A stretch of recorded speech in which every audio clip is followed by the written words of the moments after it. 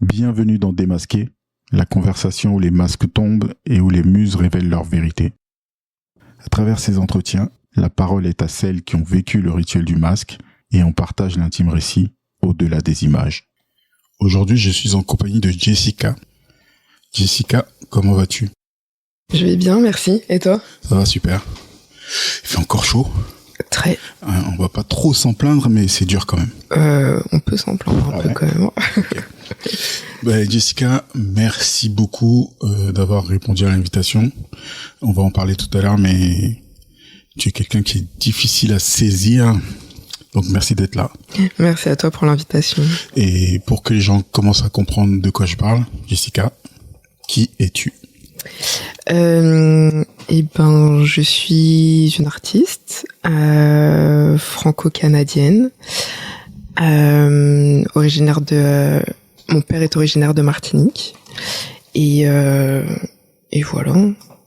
Ça me fait toujours bizarre de t'entendre dire franco-canadienne. Ouais. Hein. On va y revenir. Tu es une auditrice assidue du podcast.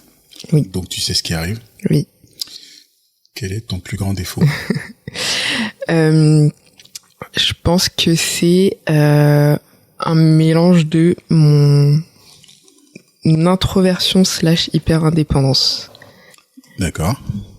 J'ai tendance à être très dans ma bulle, et même si au fil des années j'ai appris à en sortir et communiquer avec le monde, ça reste que des fois c'est quand même dans ma nature, donc je peux très facilement m'isoler, être dans ma bulle, et quand je dis / hyper indépendance, c'est parce que je suis aussi très avec mes propres codes, mon propre chemin et tout ça, quoi. À quoi tu attribues ce trait de caractère ou de personnalité ? Je savais que tu allais me poser cette question, j'y ai réfléchi et je sais pas.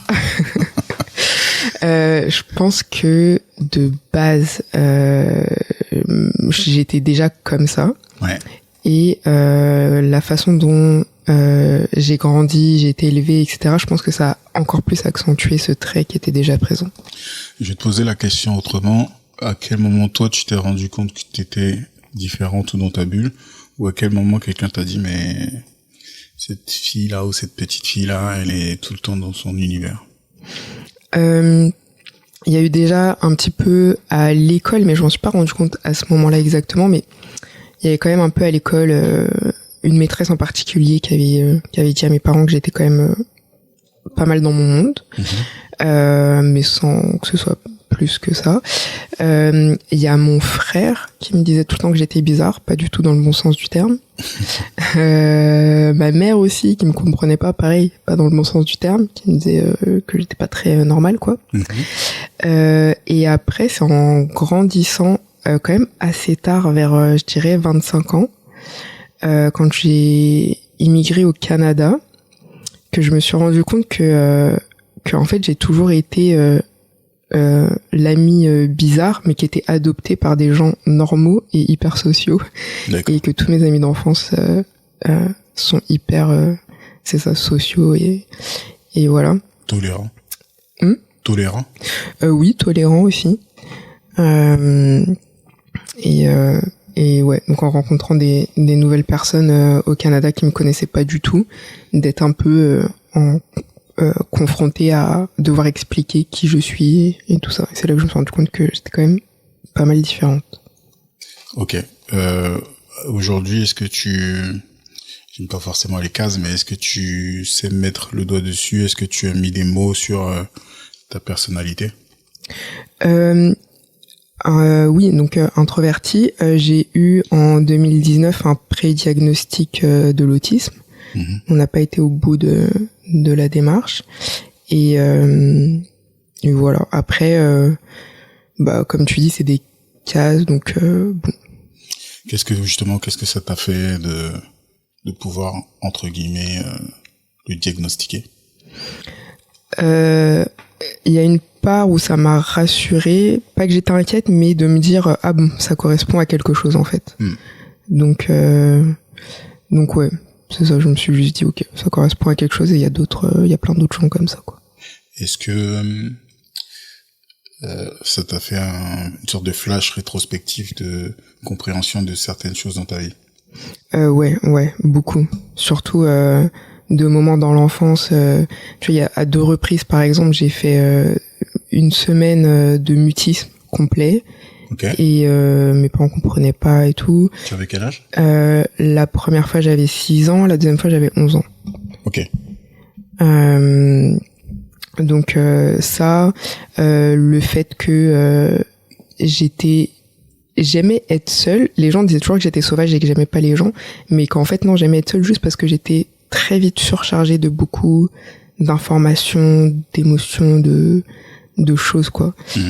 Ça, le fait que des fois j'ai des obsessions sur des sujets ou sur des choses. Ouais, quand je regarde après en arrière mon enfance, c'est presque évident en fait. Ouais.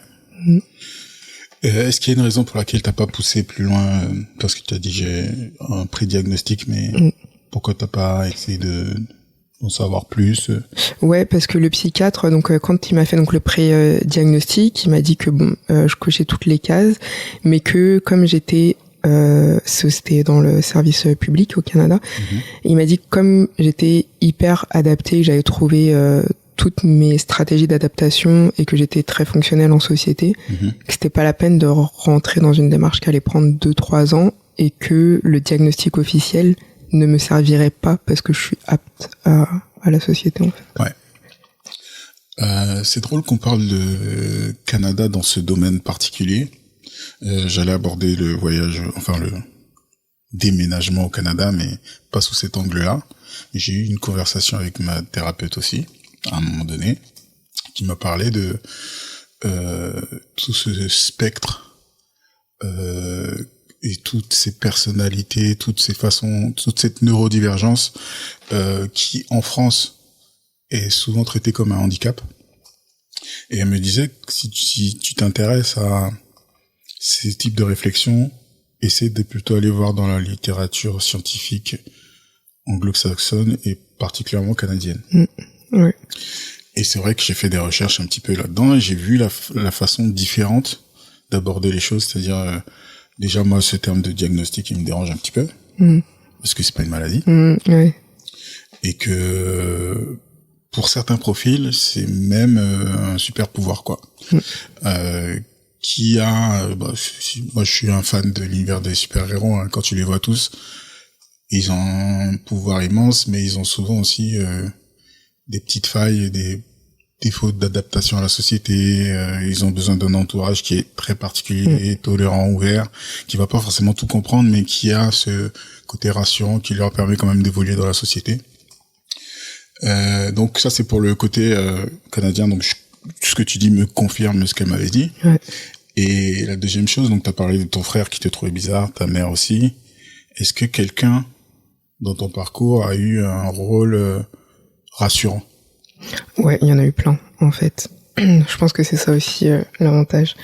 Il y en a eu plein, à commencer par les amis d'enfance, où en fait on était un grand groupe, mais on était surtout 3. Et en fait, avec le recul, je vois que en fait tous les 3, il y en a une sur les 3 qui est décédée il y a 15 ans, mais je vois bien que sur les 3, en fait, on est complètement tous les 3 neurodivergents, c'est clair. Ouais. Et du coup, en fait, d'être tous les 3, on était 3 bizarres, mais dans le monde, donc je pense qu'on s'est beaucoup apporté et beaucoup soutenu. On a tous les 3 été des piliers les uns pour les autres. Puis après, c'est ça, en grandissant, c'est vraiment les amitiés. Et quand même, dans mon parcours scolaire, à part une année, c'est vraiment tous les profs, en fait, j'ai toujours eu des profs super attentifs, super stimulants. Ouais, puis ma tante aussi, enfin, le reste de ma famille, en fait. Ouais, j'ai quand même beaucoup de gens rassurants autour. Super. Tu parlais donc de tes amis dont tu as compris la neurodivergence. Tu l'as compris à quel moment? Quand j'ai compris la mienne. Ouais. Mm. Donc ça arrive plus tard, quoi. Ouais, beaucoup plus tard. Vous en avez parlé? Alors avec mon amie, elle était déjà décédée. Paix à son âme. Merci. Puis le troisième de la bande, ouais, j'en avais parlé, mais lui, bon, il s'en fout un peu. Il, oh ouais, je sais pas et tout. Bah, comme t'as dit, le psychiatre, si en fait ça n'a pas d'incidence, c'est que t'as trouvé le moyen d'être bien. Ouais. Bah tant mieux. Exact. Ouais, ça sert juste pour quand des fois il y a petites incompréhensions, on se dit mais mince, il y a pas beaucoup de gens qui me comprennent, c'est juste de dire ah ok, on parle juste pas le même langage, mais on peut trouver le moyen de communiquer quand même. Eh ben, donc on était parti sur les plus grands défauts, on a fait un sacré détour. Ouais, c'est très intéressant. Et du coup, ta plus grande qualité? Mais du coup, je pense que c'est quand même mon indépendance. Quand elle est pas trop exagérée. Mon indépendance dans le sens où, justement, j'ai toujours été très libre de penser, mais je sais pas si j'étais libre de penser ou c'est juste que j'avais pas les codes en fait, et donc je me rendais pas compte que j'étais libre de penser, c'est juste que je pensais que c'était normal, quoi. Ouais. Pas pareil, hein. Retour en arrière. Est-ce que tu as un souvenir marquant de cette indépendance et cette façon d'être un peu à la marge? Bah par exemple, tu vois, je fais ma licence de psychologie. Ouais. Une fois que je l'ai, je me dis je vais faire une année sabbatique parce que je suis trop jeune pour continuer et tout. Je me mets donc à fond dans la peinture que je faisais déjà. Et ça commence à fonctionner et tout, donc je me mets auto-entrepreneur. Et pour compléter mes revenus, je me dis je vais aller travailler. Mais j'ai besoin de garder mon temps pour faire de la peinture. Donc là, j'avais 20 ans. Et donc, le truc le plus logique, c'est d'aller travailler à l'usine de 6h à 13h. Et comme ça, le reste du temps, je peux faire ma peinture. Et en fait, pour les gens, c'était vraiment, mais tu caches ton potentiel, enfin, qu'est-ce que tu fais d'aller travailler à l'usine? Et pour moi, ça me paraissait juste super logique de faire ça. Et donc ça fait partie d'une des choses qu'il y a eu. Par curiosité, l'usine de quoi? D'emballage pharmaceutique. Waouh. Ouais. Ok. C'était très cool. Très cool le boulot, très cool les gens? Les deux.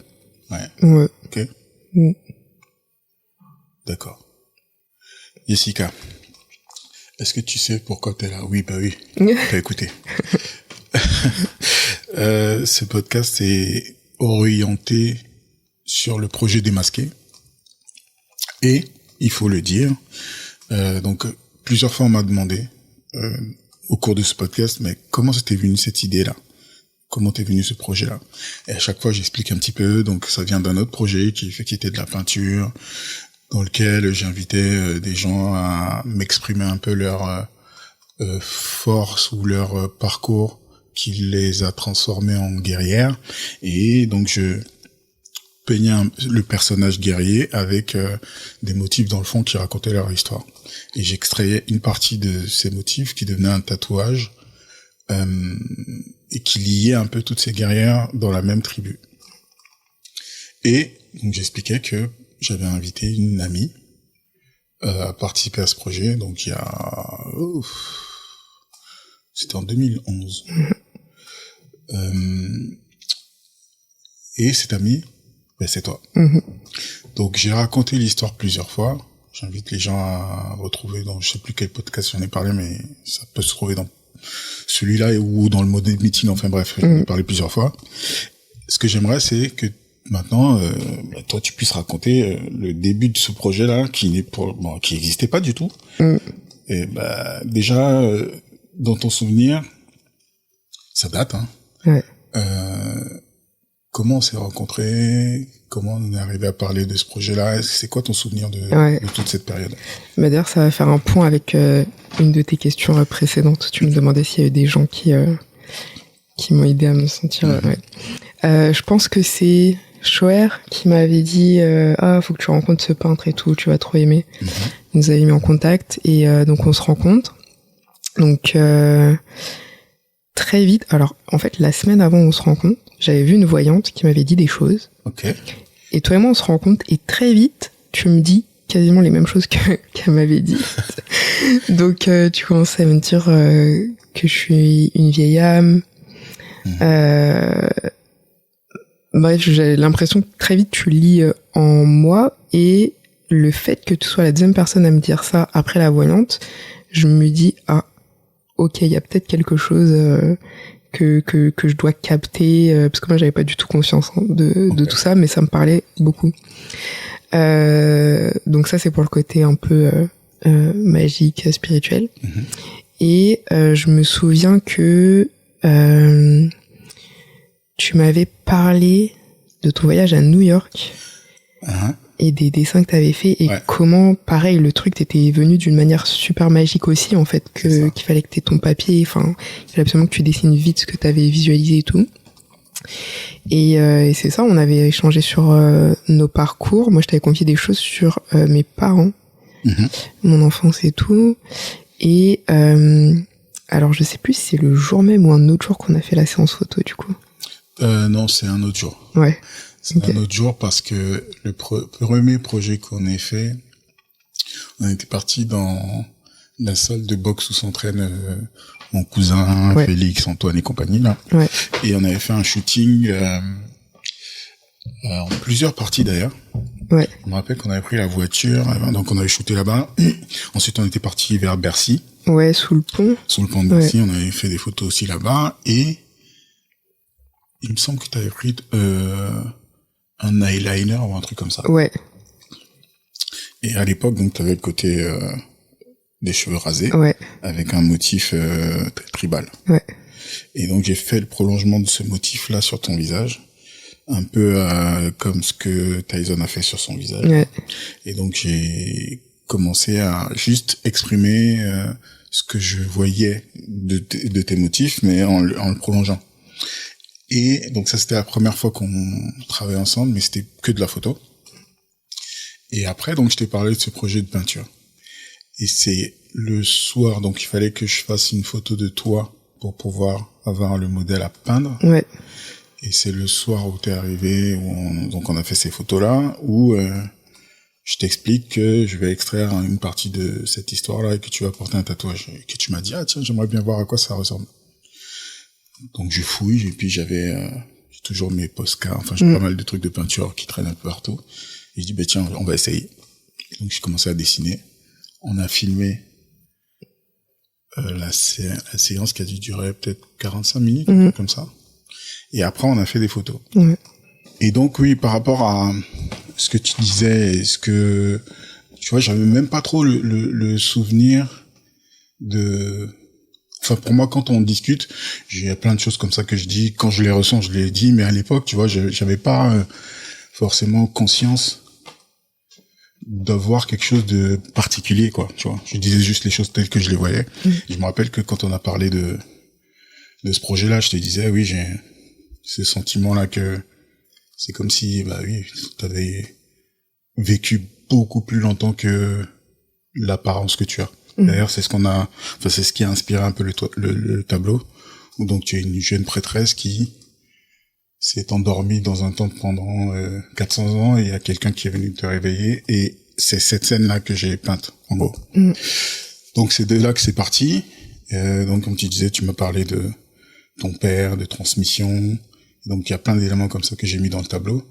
Et ensuite, donc à partir de cette première séance de photos, j'ai vraiment aimé la technique et le moment de cette session-là.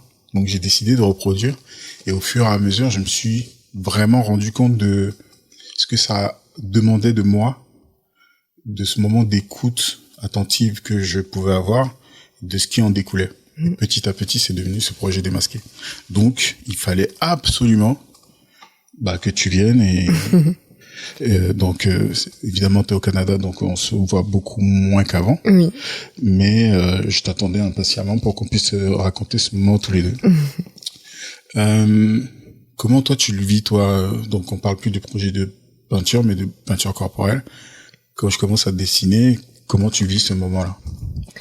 Dans le moment où en lui-même où tu le faisais, on parlait quasiment pas, donc je trouvais que ça avait été un moment hyper méditatif. Ouais.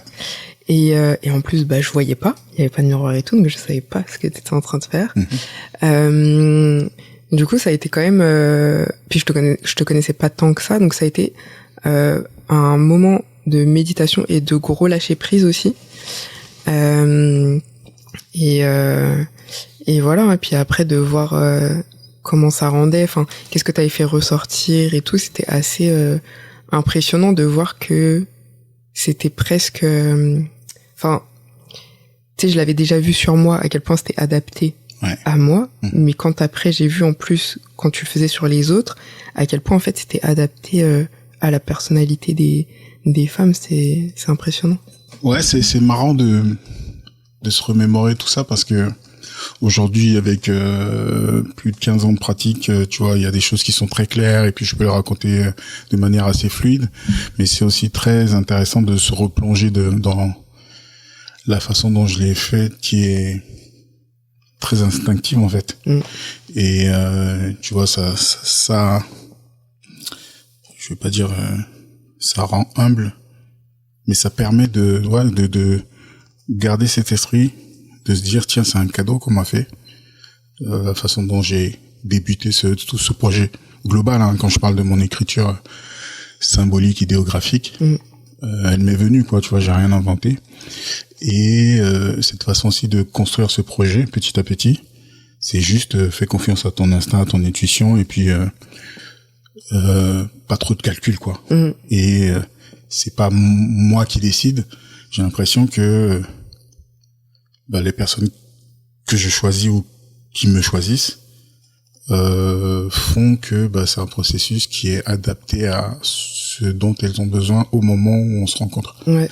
Donc très passionnant comme projet et merci encore de m'avoir ouvert cette porte-là. Merci à toi. Ouais. Tu parlais donc du fait que tu voyais pas ce que je faisais. Il y a quand même un moment où tu te regardes dans le miroir. Qu'est-ce que tu vois? C'est une bonne question. Qu'est-ce que je vois? Je vois une nouvelle, une autre facette de moi. À la première session. Hein. Oui. Ouais. Ouais, c'est ça, une autre facette de moi et des possibilités, parce que je faisais déjà de la photo un peu à ce moment-là. Okay. Et du coup, je trouvais que ça révélait quelque chose de plus, pas intéressant, mais plus profond, quoi, d'avoir ça. Ouais. À ce moment-là, qu'est-ce que tu avais comme pratique artistique? À ce moment-là, je faisais de la peinture et de la photo. Ok. Ouais. Il me semble que quand on s'est rencontrés, tu faisais aussi de la peinture sur textile. Oui, c'est ça. Ouais, je faisais de la peinture sur textile. Ouais, je faisais des vêtements. T'as parlé de ce moment où tu switchais entre l'usine et cette expression-là. À quel moment tu as conscience que tu as envie de devenir une artiste? Ça c'est récent. Ça fait seulement quelques années. Ah bon? Ouais. En fait, quand c'est surprenant ça. Ouais, parce que en fait, c'était une évidence pour absolument tout le monde sauf moi. D'accord. Parce qu'en fait, je faisais ça, mais je me disais pas que ça allait être mon métier à vie. Tous les ans, je me disais que j'allais reprendre les études en psychologie. Ensuite, en 2013, je me suis installée au Canada. Je pensais toujours pas que ça allait être mon métier. Et en fait, c'est un peu comme si ça s'est imposé à moi et que c'est vraiment récent parce que c'est après la pandémie. Je me suis dit non, c'est vraiment ça que je vais faire toute ma vie en fait. D'accord. C'est vraiment surprenant. Comme quoi, hein, tu vois, on se voit pas souvent, mais à chaque fois qu'on se voit, on a des conversations quand même, ou qu'on se voit ou qu'on se parle d'ailleurs, on a des conversations quand même assez profondes, mais première chose, j'apprends plein de nouvelles choses dans cette conversation aujourd'hui. Et ouais, je pensais que tout ça c'était évident pour toi, quoi. Parce que quand on avait parlé de ce projet de peinture, un élément c'était la transmission de cette magie créative qu'on avait représentée par ton père qui te conférer des pouvoirs. Et pour moi, à cette époque déjà, c'était clair qu'il y avait le sens de la création artistique qui était une composante indispensable de ta vie. Ouais, ça c'est vraiment, ça l'a toujours été, mais c'était pas, j'étais quand même très au jour le jour, ou aller à la semaine, mais je savais que je faisais ça, mais tu vois, c'était pas encore une évidence que j'étais artiste et que ce serait ma vie, quoi. Ok. Pour toi, c'est quoi la différence justement entre quelqu'un qui fait ça et quelqu'un qui est ça? Bonne question. Quelqu'un qui fait ça, c'est quelqu'un qui crée, mais qui l'incarne pas dans sa vie de tous les jours. Il y a des très bons créateurs, des très bons artisans, voilà, comme ça. Mais être, je pense que c'est vraiment une façon de vivre au quotidien, quoi. Ok. C'est drôle parce que tu parles beaucoup de la compréhension de toi-même, qui a mis énormément de temps, et en même temps, tu parles dans tes études, ce que tu as choisi, c'est la psychologie. Pourquoi tu as choisi psychologie à l'époque? Je voulais être chercheuse en criminologie, ou travailler avec justement des autistes. Donc à la base c'était ça le but. Puis finalement je me suis rendu compte en faisant mes études qu'en fait j'avais juste envie de comprendre l'humain et comment l'humain fonctionne. Donc toi, quand tu choisis la psychologie pour comprendre les autistes, tu sais que tu l'es? Pas du tout. On est en 2006 à ce moment-là, et moi je l'apprends en 2019. Ok. Comme quoi t'avais compris avant. Ouais. Très drôle. Ouais. Ok, donc on passe sur cet épisode-là. Tu m'as parlé du Canada. Aujourd'hui, tu es franco-canadienne. Comment démarre cette aventure-là? Cette aventure, elle démarre en 2005, où je pars en colonie de vacances au Canada, au Québec. Et en fait, dès que je mets un pied en dehors de l'avion, j'ai vraiment une sensation à l'intérieur de moi où j'ai l'impression d'être chez moi. J'ai même pas encore vu la ville et tout. Je suis vraiment sur le tarmac de l'aéroport et je ressens ça. Donc du coup, bon, je fais ma colonie et tout. 2009 ou 2010, non 2009, j'y retourne pour confirmer, parce que vraiment c'était une obsession, je savais que j'allais vivre là-bas et tout. D'accord. Donc 2009, j'y retourne pour voir si c'est toujours bon. Ça se confirme. L'année d'après, je fais mes papiers, et puis 2013, je m'en vais. Comment on fait? Qu'est-ce qu'il faut faire pour immigrer?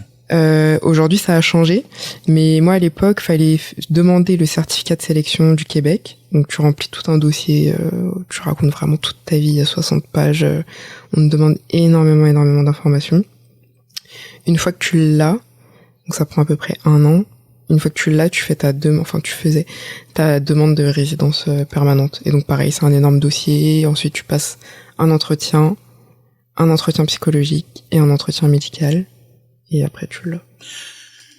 Ça a l'air d'être une certitude pour toi. On va en parler d'un domaine assez particulier qui est entre la science et la spiritualité, qui est l'astrocartographie. Ouais. Mais à ce moment-là, quand tu fais tes dossiers, etc., est-ce qu'il y a une appréhension ou est-ce que pour toi, t'es sûr que ça va passer? Alors, en fait, c'est pas que je suis sûr que ça va passer, c'est que je suis sûr que quoi qu'il arrive, de toute manière, j'irai vivre là-bas. Okay. Et donc, par exemple, quand justement on a l'entretien, la dame me dit que j'ai pas assez de points en fait pour pouvoir avoir ma résidence, parce que ça fonctionne par points. D'accord. Et je lui dis ok, mais de toute manière, enfin moi j'ai pas de plan B, quoi qu'il arrive, j'irai vivre là-bas en fait, que ce soit la résidence ou autre chose, ce sera ça. Et donc là, la dame elle me pose plus de questions sur ce que j'ai envie de faire et tout. Et en fait, elle m'a rajouté des points sur le dossier en me disant vous serez mieux au Canada qu'ici. Voilà. Ça c'est, tu sais, sur plein de projets, j'utilise on parlait de storytelling en off avant de démarrer. Et il y a une des façons de raconter les histoires, qui est assez connue, commune, qui s'appelle Le Voyage du héros, dans lequel donc un héros est appelé à l'aventure. En général, au début, il a peur, donc il refuse cet appel-là. Il y a un mentor qui vient l'aider à faire passer ce cap. Et ensuite, il arrive dans un monde extraordinaire. Il va rencontrer des alliés, des ennemis, plein d'épreuves, jusqu'à essayer de saisir l'objet de sa quête. Et donc sur ce parcours-là, t'as des gens comme ça qui viennent débloquer. Ouais. Et j'ai l'impression que t'en as rencontré une à travers cette femme-là.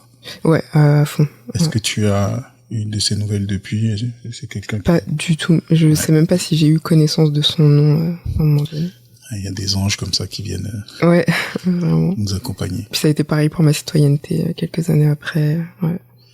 Et ben, big up à toutes ces personnes-là. Ok. Comment se passe ton aménagement? Est-ce que ça correspond à ce que tu avais ressenti?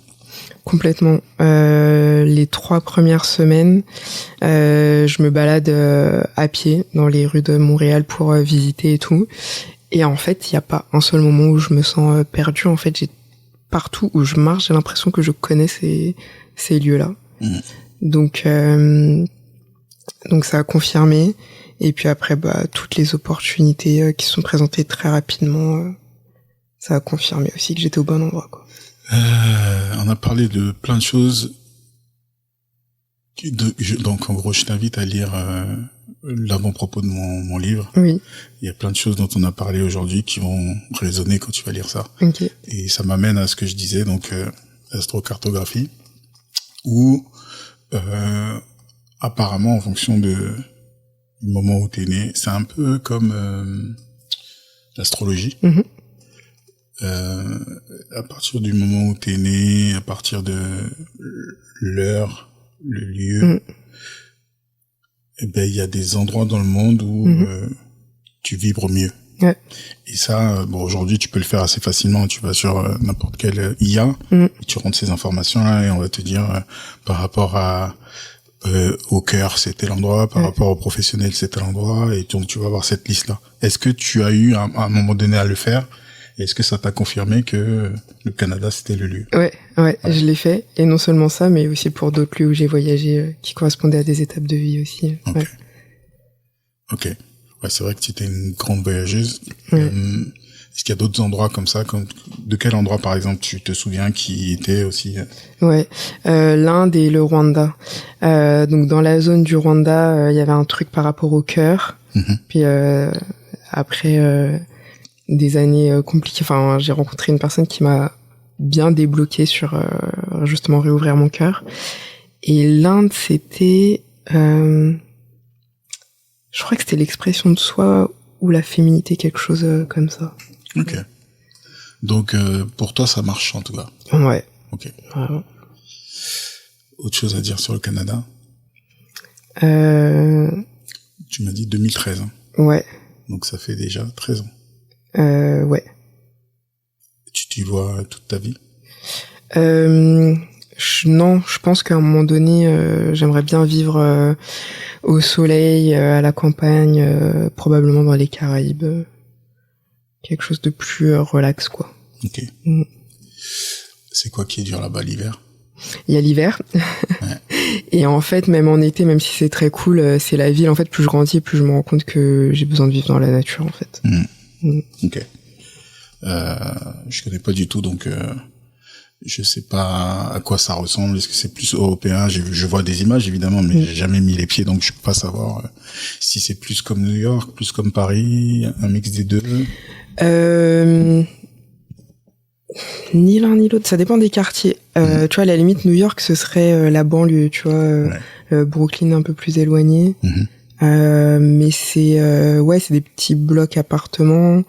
C'est très très. Il y a beaucoup de verdure quand même. T'as pas l'impression d'être dans une grande ville. Puis c'est quand même espacé. Il y a beaucoup de parcs, vraiment beaucoup de parcs. C'est très fleuri aussi. Ouais. Aujourd'hui, on a tout fait à l'envers et c'est normal.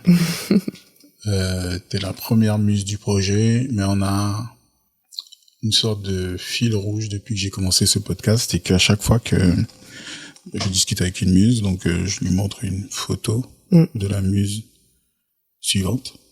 Et donc, elle me donne un ou des mots-clés.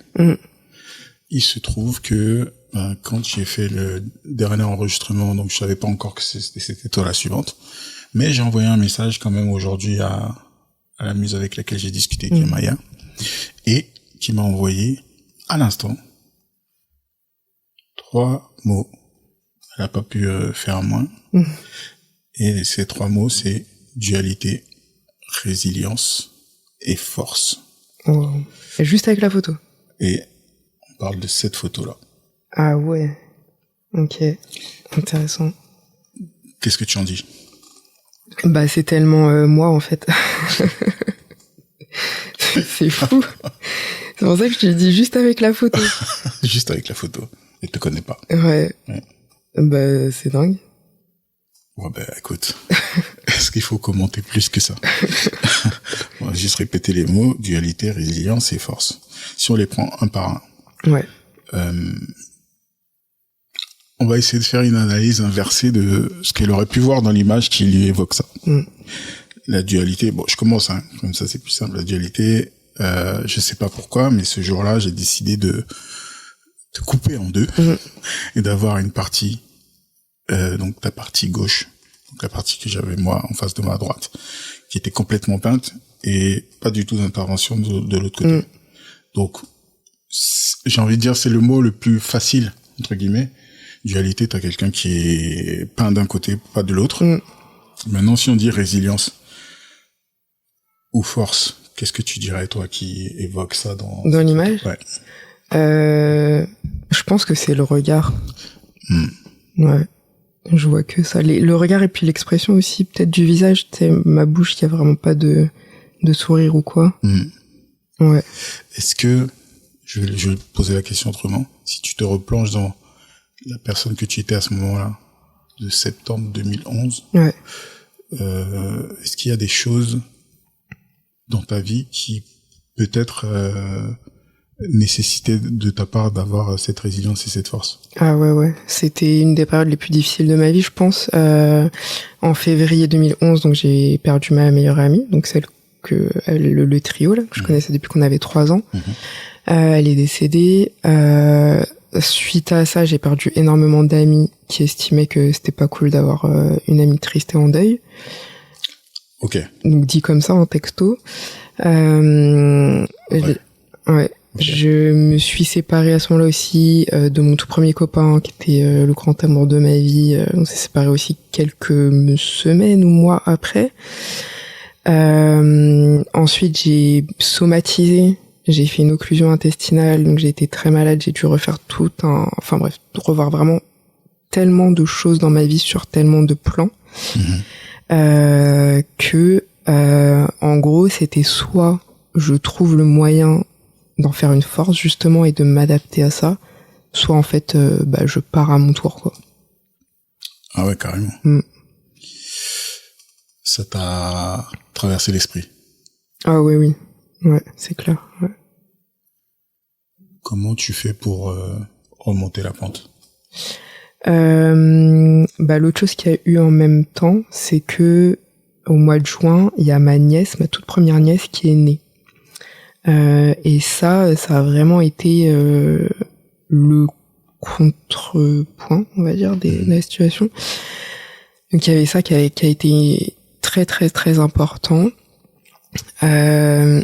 Il y a eu l'art et il y a eu quand même les amis, ceux qui sont restés, quoi. Donc je me suis accrochée un peu à tout ça.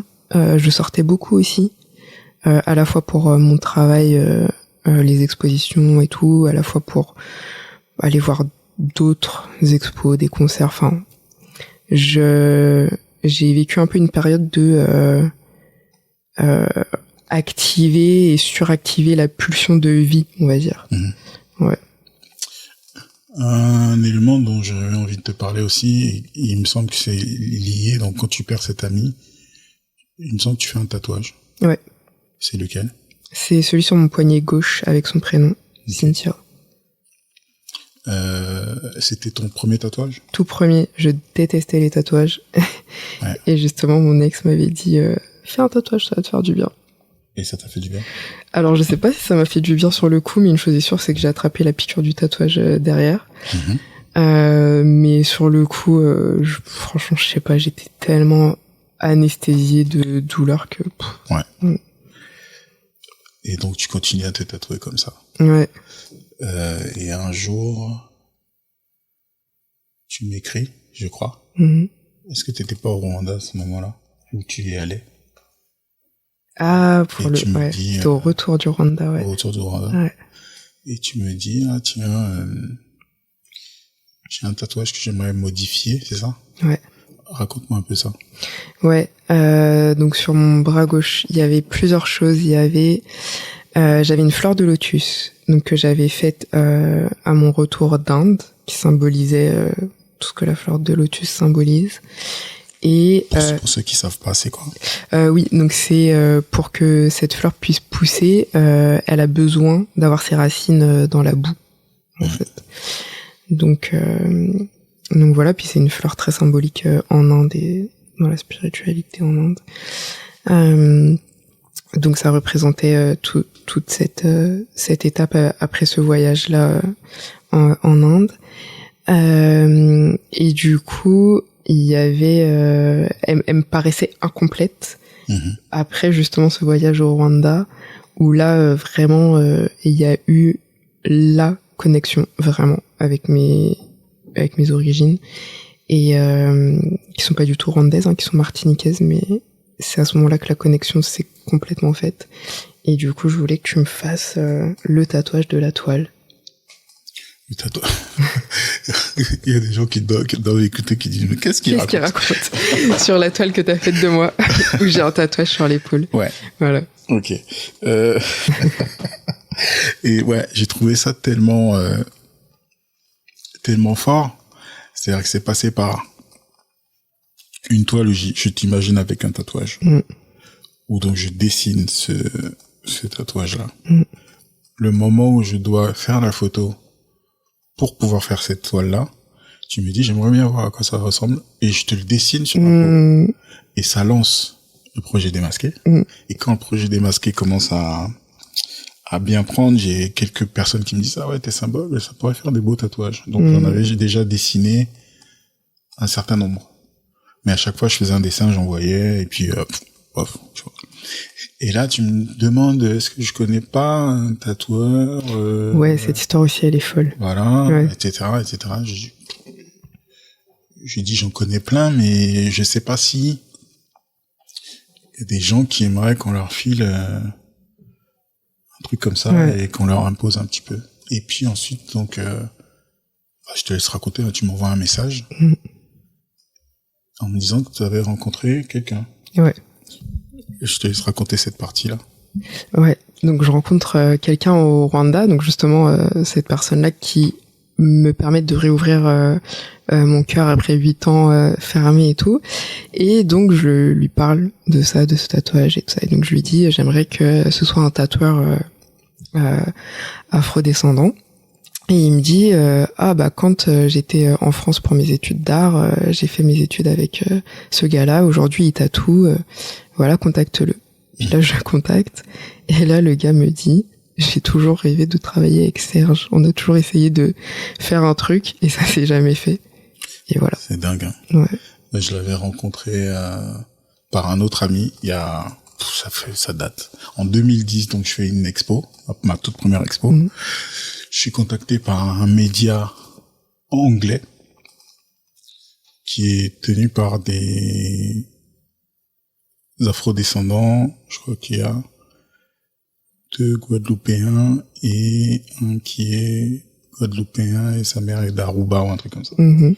Et donc ils viennent à la maison, ils me font une interview. Big up à Will, Stevens et Jay. Et donc je leur raconte un peu, on passe un super moment, etc. Et donc Will, donc était à Londres, passe sur Paris, on fait un dîner, un truc comme ça.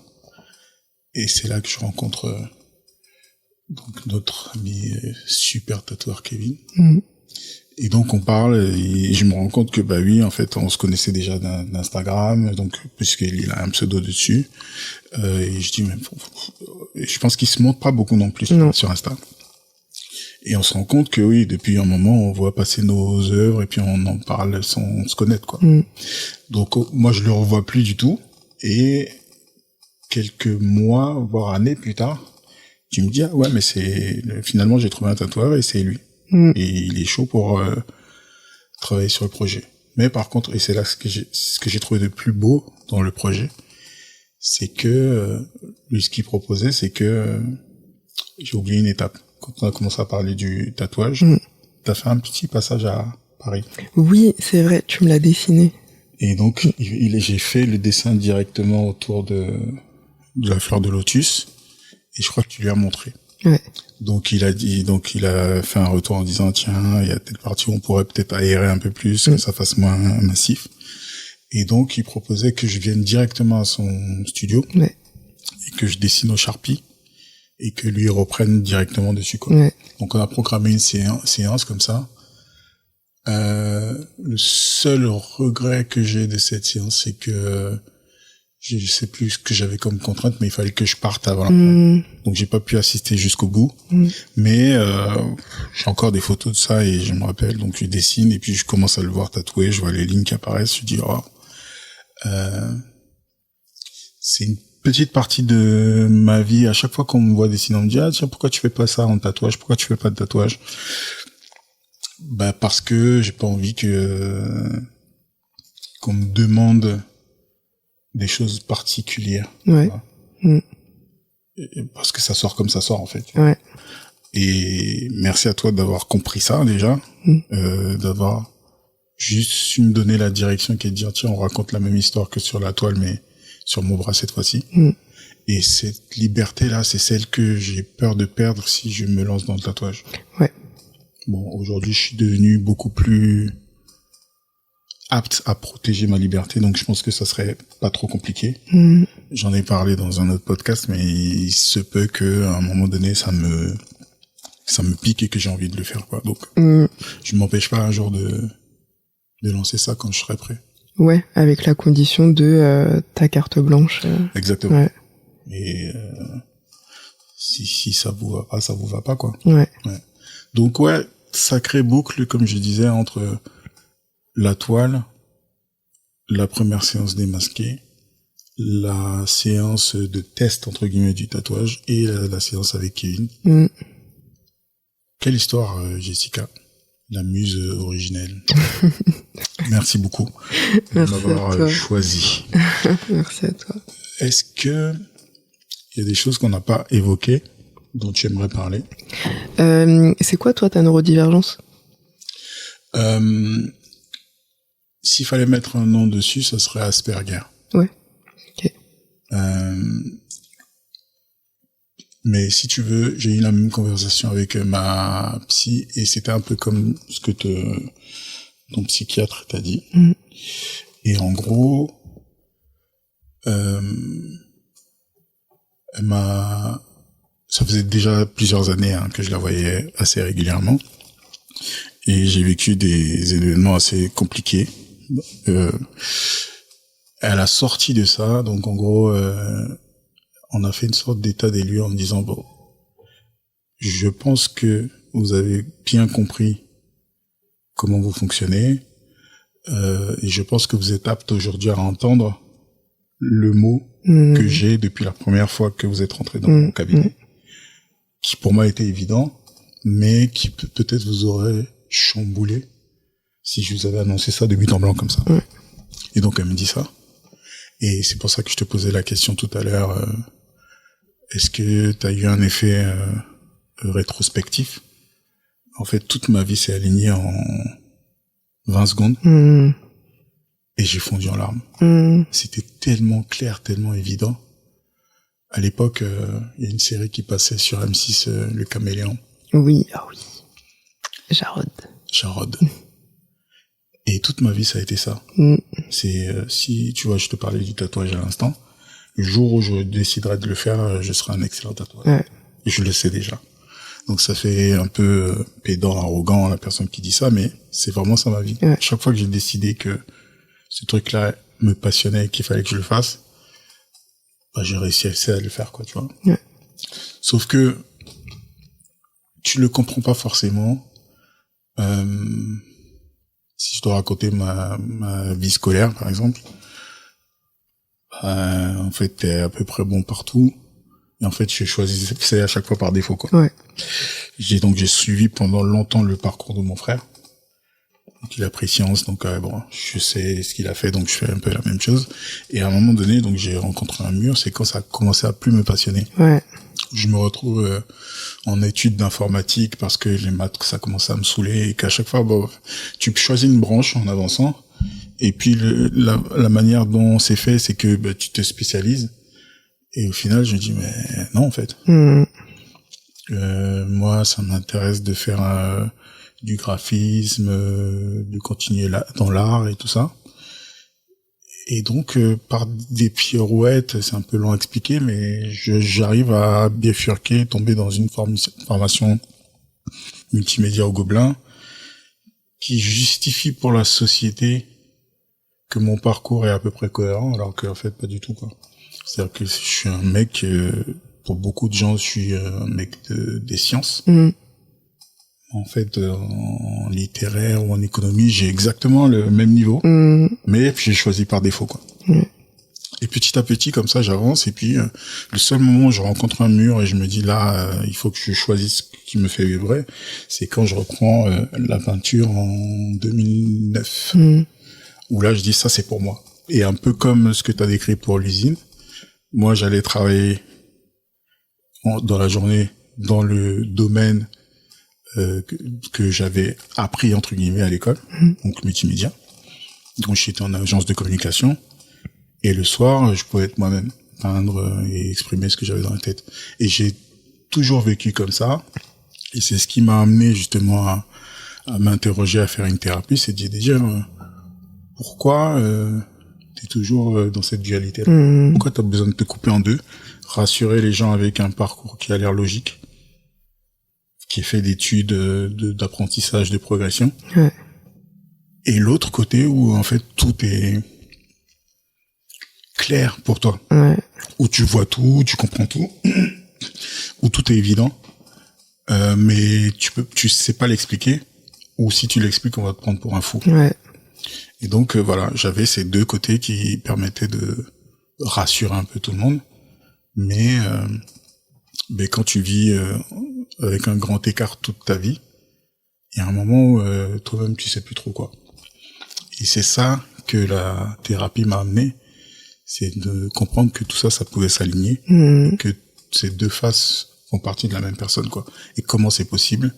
C'est que tu as une sorte de façon de penser qui est complètement différente, que c'est pas une maladie, que c'est pas un handicap, c'est juste un truc où il faut que tu mettes en place certains mécanismes pour pouvoir, juste comme tu disais tout à l'heure, communiquer avec les autres, quoi.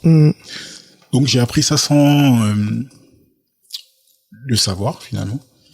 Et quand je l'ai compris, bah oui, il y a plein de relations, plein de fonctionnements qui pour moi sont devenus très clairs, quoi. Je me suis dit tiens, telle chose, c'est pour ça que t'es comme ça. Pourquoi quand tu vas faire des courses ça te saoule? Pourquoi quand tu es dans certains environnements t'es obligé de mettre un masque? Et pour quelqu'un qui fait un projet qui s'appelle Démasqué, au final des masques, j'en ai un paquet. J'en ai un paquet et je maîtrise cet art-là. Et c'est peut-être pour ça que justement j'arrive à le voir assez rapidement quand quelqu'un a une dissonance entre ce qu'elle m'a dit et ce qu'elle est, quoi. Donc voilà. C'est bien qu'on en parle là. Il me semble que c'est le meilleur épisode de cette série-là pour parler de l'origine. Et une partie de l'origine, c'est aussi moi. Donc merci aussi de m'avoir posé cette question. Mais avec plaisir, merci d'avoir répondu. Et tu vois, aussi Hector, quand tu demandais, une fois que tu l'as appris, est-ce que après t'as vu des choses dans ta vie et tout, ben je me rends compte que les rencontres que j'ai eues qui sont très marquantes, ou les amis très proches, ou les trucs qui sont faits vraiment tout de suite on se parle, on se comprend, ça va être soit des gens qui plus tard découvrent qui sont autistes, soit des TDAH, soit des hypersensibles, en tout cas des neurodivergences. Ouais. Toujours. Et c'est ça, hein, ça rassure, encore une fois, ça rassure tout le monde de pouvoir mettre une étiquette là-dessus. Mais pour moi, on comprend tellement pas ce spectre-là, qui est tellement large, tellement vaste, et qui est fait de tellement de composantes qui sont comment tu es au départ, les gens que tu rencontres, la façon dont tu vis, qui vont forger soit un super pouvoir, soit quelque chose qui va être très difficile à vivre et qui peut devenir un handicap. Ouais. Et pour certaines personnes, sans ça, la vie servirait pas à grand chose, quoi. Ouais. Donc beaucoup de courage à tous ceux qui vivent ça. Vous n'êtes pas seul. Vous n'êtes pas seul. On est très nombreux, je pense. Et comme tu dis, dans mon parcours, j'ai l'impression que quand je creuse un petit peu les gens avec qui j'ai des relations dans lesquelles je peux parler et m'exprimer sans avoir à m'expliquer, en général, c'est des gens qui sont soit neurodivergents, soit très très ouverts à d'autres modes de pensée, que ce soit dans la logique, dans la spiritualité, dans tout ce qui nous dépasse un petit peu, quoi. Bien. Tu sais, dans ces épisodes, il y a un petit moment où je laisse la muse toute seule, où elle va pouvoir s'exprimer. Donc je vais t'abandonner pendant quelques minutes, et tu puisses adresser un message à qui tu veux. Et je te rejoins quand c'est bon. Ok, j'ai oublié de préparer ça. Ah, justement, c'est ça qui est bien. Alors ce message va s'adresser d'abord à Serge, bien sûr. Déjà merci pour tout. Je suis vraiment contente d'avoir croisé ta route et que on ait vécu toutes ces choses-là au fil des années. Je pense que c'est vraiment intéressant et important ce que tu fais. Je pense que en fait, c'est pas que je pense, et ce projet démontre à quel point ça apporte énormément à beaucoup de personnes, notamment des femmes. Donc merci beaucoup. Et puis pour continuer la conversation qu'on avait dans cet épisode, ce serait plus un message général pour les personnes qui nous écoutent, c'est de apprivoiser votre masque pour savoir l'enlever, et autorisez-vous à être vous-même le plus possible. Ça fait peur, c'est sûr, mais je vous assure que c'est vraiment pour le meilleur. Donc démasquez-vous. De retour, Jessica, t'as été super efficace. J'ai hâte d'entendre ton message. On arrive au bout, mais j'ai encore quelques petites questions. On a parlé du Canada, c'est bon. On a évoqué le Rwanda. Aujourd'hui, qu'est-ce que tu fais ? Aujourd'hui, je suis principalement réalisatrice. Donc, je peins toujours, j'écris toujours, mais on va dire que mon activité vraiment principale, c'est la réalisation de films documentaires. Ok. Et il y en a un particulier ? Ouais. Dont tu peux parler ou pas ? Oui. Donc là, le dernier que je viens de faire, Kubana, qui veut dire vivre ensemble en Kinyarwanda. C'est un documentaire donc sur comment un pays a réussi à revivre ensemble 30 ans après un génocide. Qui donc est fini, qui va commencer son parcours en festival cette année. Et voilà. Qu'est-ce qu'on peut te souhaiter ?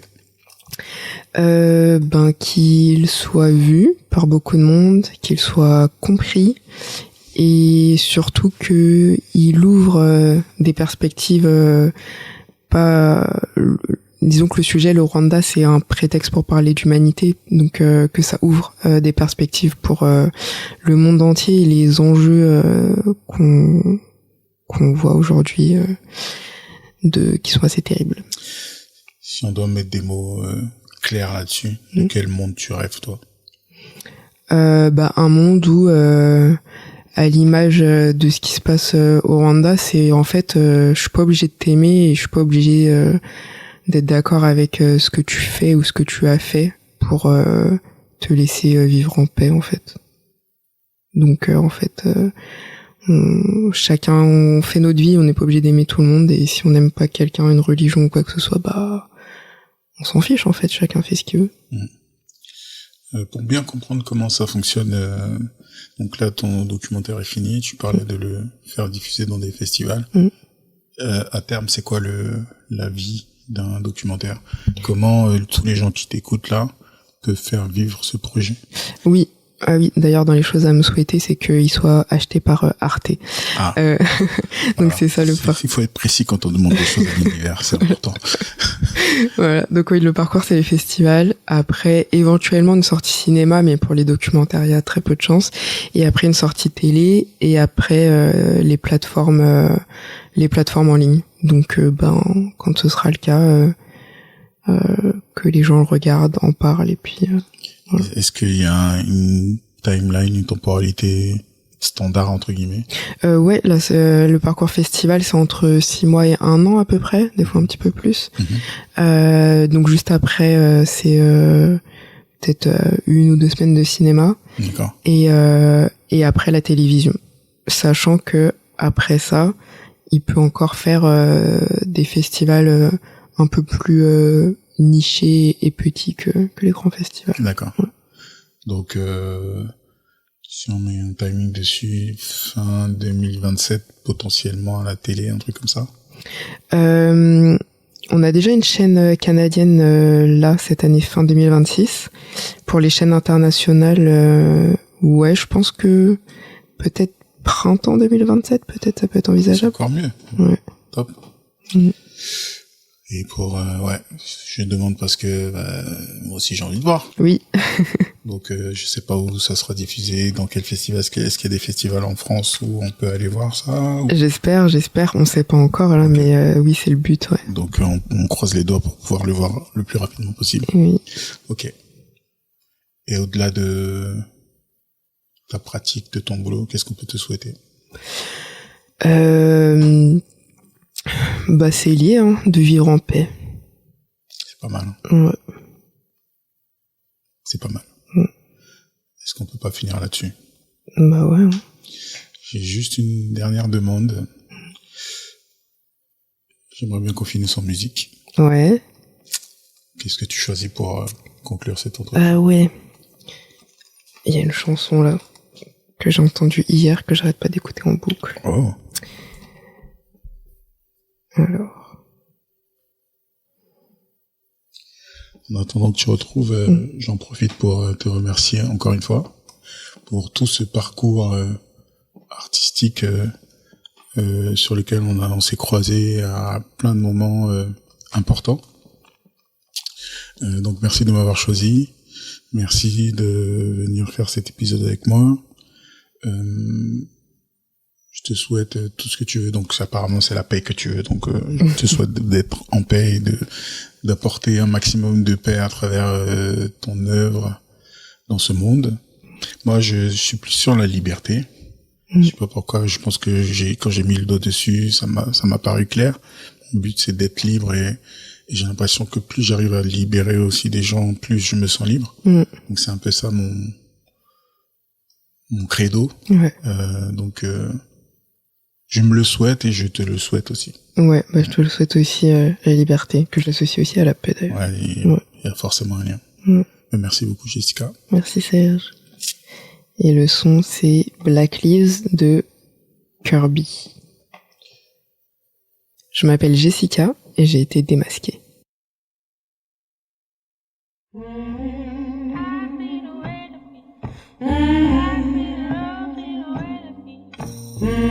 Black leaves on the Mississippi River. Black leaves in the Mississippi fire. Black leaves in the Mississippi